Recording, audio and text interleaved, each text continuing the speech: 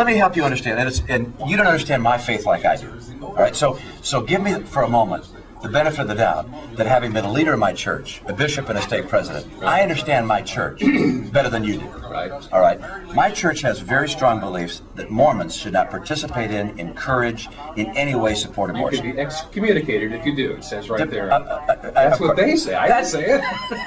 Are you thinking I'm disagreeing with you? No, I don't know, but it's strong. Are you disagreeing with me? Let me once again say, yes. I understand my faith better than you do. Right.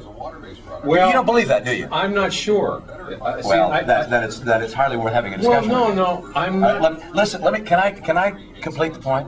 Well, the reason I said that is because you also said in another forum, I think it was on Stephanopoulos, about the second coming of Christ. Right. And you said it's going to happen in Jerusalem. And it is. Your church says it's going to happen in Missouri. No, it doesn't. All right, is that wrong? Is what wrong? Okay, see, the church says that Christ appears on the Mount of Olives and splits the Mount of Olives and appears in Jerusalem. That's what the church says. And then over 1,000 years of the millennium, that the world is reigned in two places, Jerusalem and Missouri. That's what the church says. The second coming, the arrival of Jesus Christ, our church says is in Jerusalem. That's the church doctrine. Then Stephanopoulos misquoted your church, which is not surprising. That's fine. That's but fine. I was basing my question on that premise. Cleon Skousen has a book called 1,000 Years, so you can talk about Christ appears. It's throughout the Bible. Christ appears in Jerusalem, splits the Mount of Olives to stop the war that's coming in to kill all the Jews. It's our church believes that. That's where the coming in glory of Christ occurs.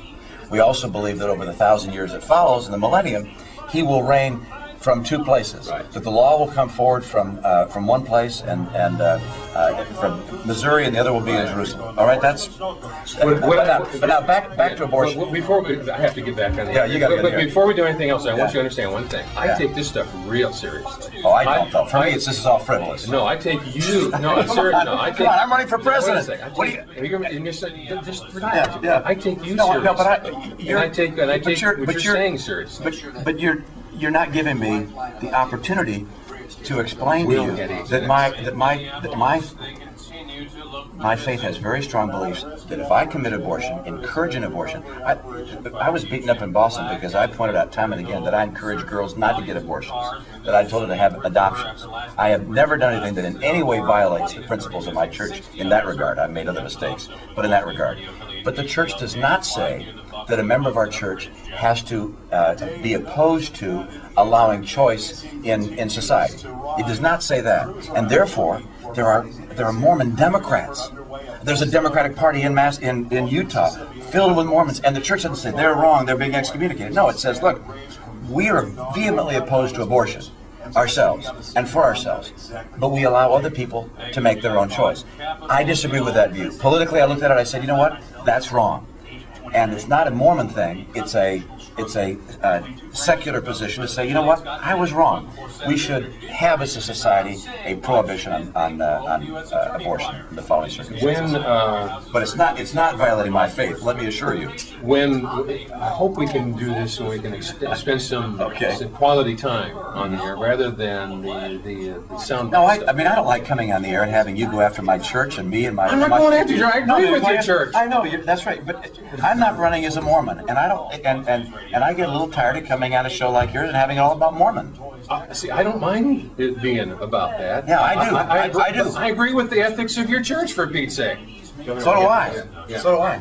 Well, so I was trying to. No, you're trying to tell me that I'm not a faithful Mormon, or that I'm not. I'm trying to get you to reconcile what I think is a disparity and have a great discussion about Mormonism and the Mormon Church, and read the doctrines of the church and where my view is. And you know what? I'm not running to talk about Mormonism. No, but the point is, the people who are likely to vote don't want to elect a Ted Kennedy who comes back, or Senator Harkin, who comes here to Dowling and comes here to Iowa and says, I'm pro-life. And then when he gets to Washington, stands up and becomes pro-choice. Here's your opportunity to have that settled in your mind. I was governor 4 years.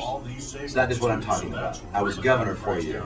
I had a number of pieces of legislation that came to my desk that dealt with abortion abstinence education, RU 486, and so forth. I vetoed any bill that was in favor of choice. I was entirely consistent in favor of life. So it's not just my word you have to take.